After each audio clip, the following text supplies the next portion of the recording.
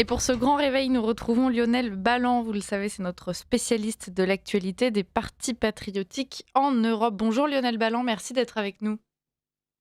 Alors, on ne vous entend pas. Est-ce que vous nous entendez? Vous, Ah, c'est bon, on vous vous entend. m'entendez, Liselotte? C'est bon, parfait. Merci d'être avec nous ce matin donc et puis donc cet entretien tombe parfaitement puisqu'on va parler, plus généralement de l'actualité donc de ces partis patriotiques européens comme on l'annonçait. Mais avant cela, bien évidemment, on ne peut pas manquer ce premier tour, de l'élection présidentielle roumaine avec donc, un candidat, George Simion, qui arrive avec plus de 40 des voix. Les sondages prévoyaient un score autour des 30. C'est donc pour le moment, une victoire écrasante. On attendra quand même le second tour.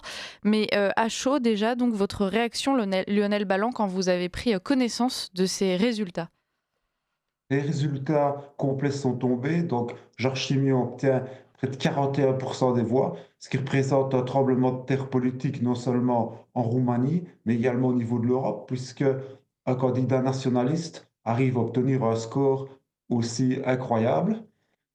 Et il affrontera au deuxième tour le candidat libéral indépendant, Monsieur Dan. Donc, nous sommes face à deux candidats qui rejettent le système, un qui est nationaliste et un deuxième qui est anti-système, mais qui idéologiquement est pour l'Union européenne. Et donc, lors du deuxième tour, ces deux candidats s'affronteront et il y aura un report de voix. Si d'un point de vue purement mathématique, cela devrait bénéficier à Monsieur Dan, puisque les autres candidats, ce sont des candidats des partis du système. Et donc les partis du système vont avoir tendance, malgré tout, à soutenir Monsieur Dan plutôt que Monsieur Simeone. Donc d'un point de vue purement mathématique, cela devrait bénéficier à Monsieur Dan, mais en matière de dynamique électorale, il est clair que la dynamique électorale est du côté de Monsieur Simeone et qu'il pourrait très bien l'emporter dans 2 semaines. Maintenant, la campagne pour le deuxième tour commence, donc on ne peut pas déterminer exactement maintenant qui va l'emporter. Tout est encore possible, mais il est très possible que M. Simion devienne le président de la Roumanie. Alors vous l'avez dit, tous ces candidats donc du système, eux, ont été évincés. Il semblerait que, le report de voix puisse jouer en faveur, donc du maire de Bucarest, c'est il me semble, hein. Lionel Ballan, puisque les 2 candidats en liste sont actuellement précisément anti-système, quel est, le point dans leur campagne, dans leur stratégie, dans le programme qu'ils proposent, qui pourrait justement, distinguer ces 2 candidats? Monsieur Simion est le candidat de l'indépendance nationale, même si son parti, l'AUR, est membre du groupe ECR, c'est-à-dire du groupe des conservateurs pardon, et réformistes européens au Parlement européen, avec le parti de Marion Maréchal, et donc que ce parti, l'AUR, est plutôt pro-OTAN et pro-Union européenne. Il représente clairement la défense de l'indépendance nationale, alors que M. Dan, le maire de Bucarest, lui représente plutôt l'intégration européenne. Et donc je pense que le fait que M. Simion défende l'indépendance nationale est vraiment un point en sa faveur parce que nombre de Roumains se rendent bien compte que la Roumanie est vendue en quelque sorte aux instances internationales. Et il y Mmh. a quand même une certaine nostalgie parmi une partie de la population de l'époque de M. Ceausescu.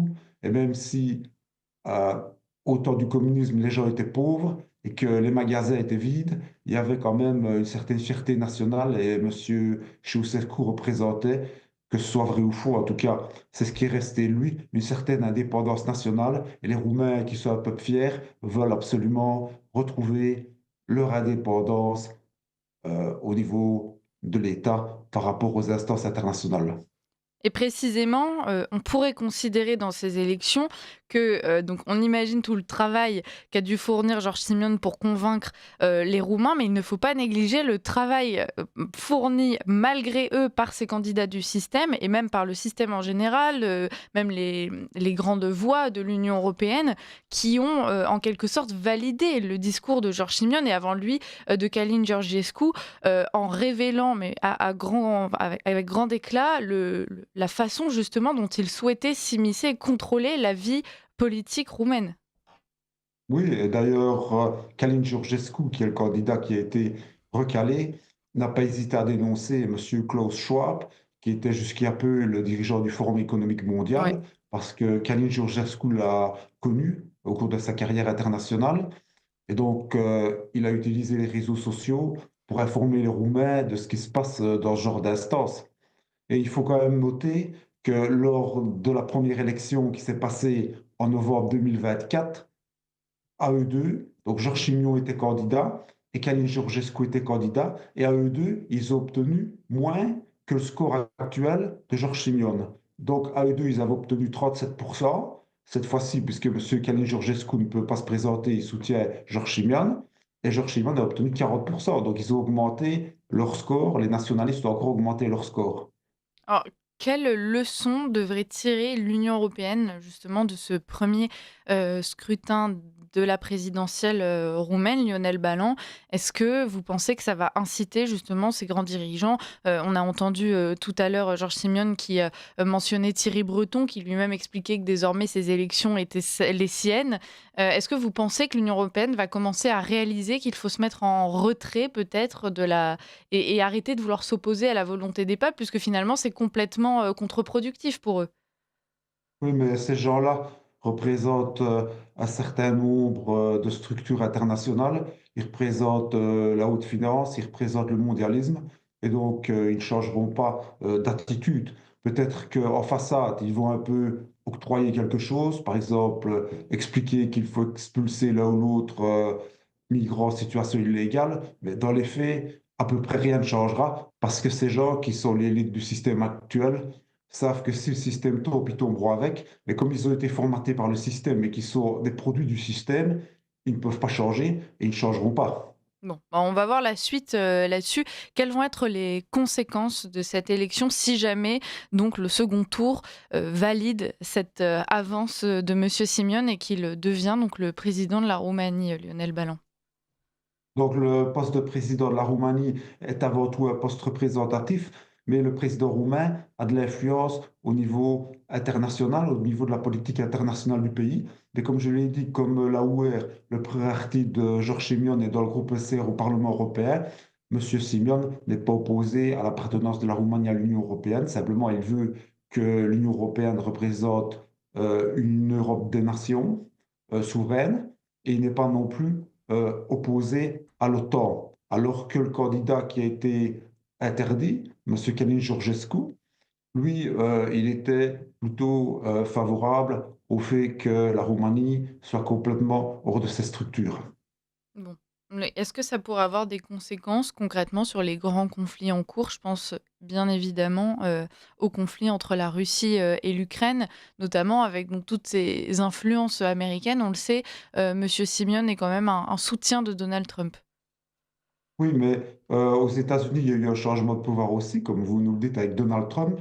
Et M. Simeon se revendique de Donald Trump, puisque son slogan, c'est Make Europe Great Oui. Again. Et M. Trump a le slogan Make America Great Again.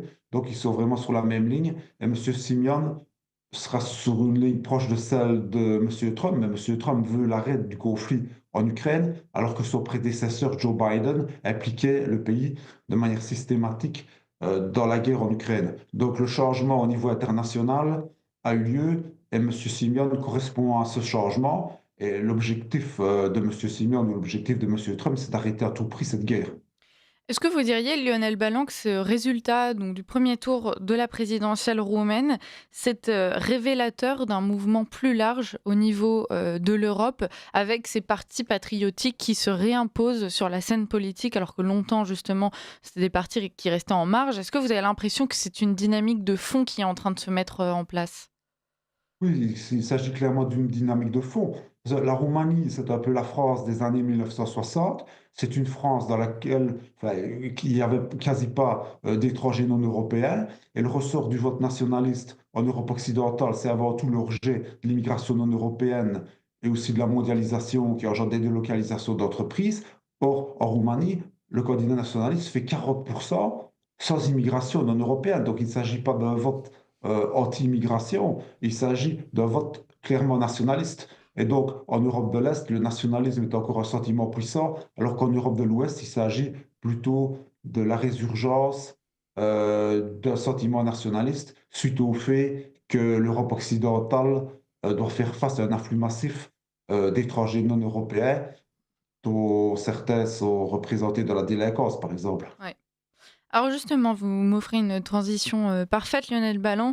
On s'envole maintenant du côté de l'Allemagne. Il nous reste quelques minutes, donc on va essayer de traiter tous ces sujets qui sont tous très actuels. Récemment, l'Office fédéral de protection de la Constitution a choisi de classer le parti patriotique, donc AfD, Alternative für Deutschland, dans la case de cas d'extrême droite avéré. On a l'impression qu'on parle d'une maladie. Est-ce que vous pourriez nous en dire plus? Est-ce que ça pourrait avoir des conséquences sur la vie politique allemande et surtout, qu'est-ce que ça révèle de la situation? Donc en Allemagne, il y a un office de protection de la Constitution au niveau fédéral. Et il y en a un également dans chacun de ces États, mais ceux des États ne sont pas soumis à celui qui agit au niveau fédéral. Et celui qui agit au niveau fédéral a donc décidé de classer le Parti patriotique AfD dans la catégorie la plus grave. Il y a trois catégories, et donc l'AfD maintenant se retrouve dans celle-là. Cela permet donc au service secret, qui s'appelle l'Office de protection de la Constitution, d'infiltrer l'AfD, d'utiliser donc des informateurs et d'utiliser dans certains cas des moyens d'écoute. Donc l'AfD est devenue en quelque sorte persona non grata dans le système politique allemand et ce parti est désormais traité comme un pestiféré. Les conséquences juridiques de cette classification ne sont pas très claires, mais en tout cas, ça pose des questions, notamment au niveau de l'appartenance des fonctionnaires, par exemple des policiers ou des enseignants, à l'AfD, puisque ce parti est en quelque sorte considéré désormais comme véhiculant des idées anticonstitutionnelles. Donc si vous êtes policier ou enseignant ou fonctionnaire, vous êtes menacé dans votre emploi si vous êtes un membre de l'AfD, sans qu'il soit déterminé à l'avance quelles seront les conséquences, puisque juridiquement, ce n'est pas clair. Donc, c'est dans le flou. Mm. Et on voit également que dans l'État de Hesse, maintenant, les élus de l'AfD au Parlement de Hesse ne seront plus présents lors des voyages d'élus à l'étranger.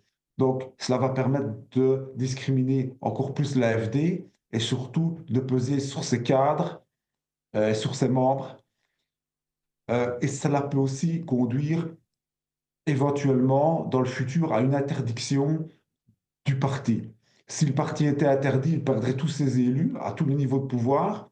Ses biens seraient saisis, son signe ne pourrait plus être utilisé.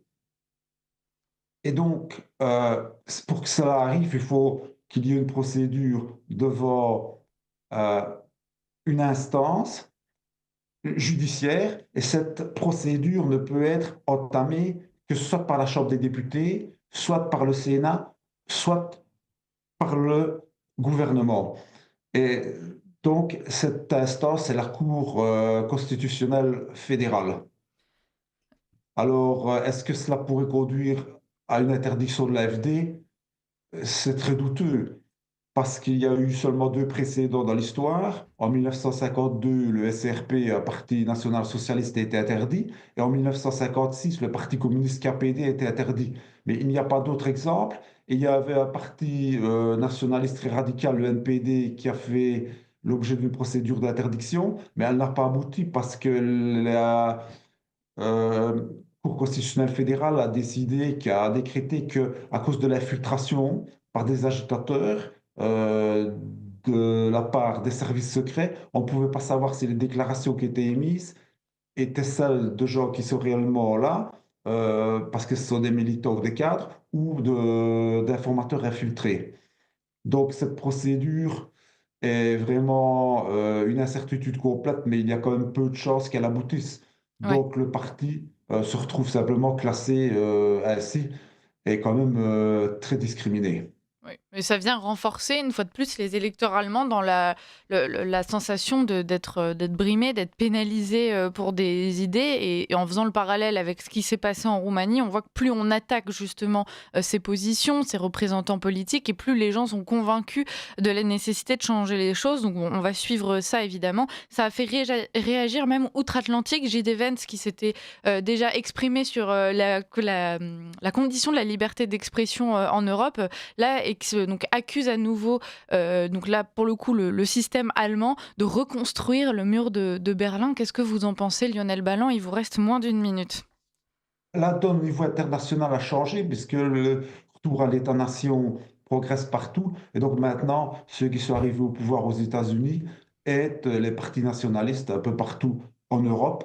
Et donc, dans la lutte à mort, en quelque sorte, entre le système en place en Europe occidentale et les partis qui veulent le retour à l'État-nation, les partis qui sont pour le retour à l'État-nation sont de plus en plus soutenus, notamment par ceux qui dirigent les États-Unis. Hmm. Lionel Balland, on va finir sur ces mots, on va suivre le sujet et surtout vous réinviter très bientôt parce qu'il faut qu'on parle également du Royaume-Uni avec Nigel Farage, cette vague aussi patriotique qui a lieu de l'autre côté de la Manche. Beaucoup de choses à dire donc et puis évidemment on va suivre le second tour de cette élection présidentielle roumaine. Merci beaucoup d'avoir été avec nous pour ce point et puis on vous retrouve donc très bientôt.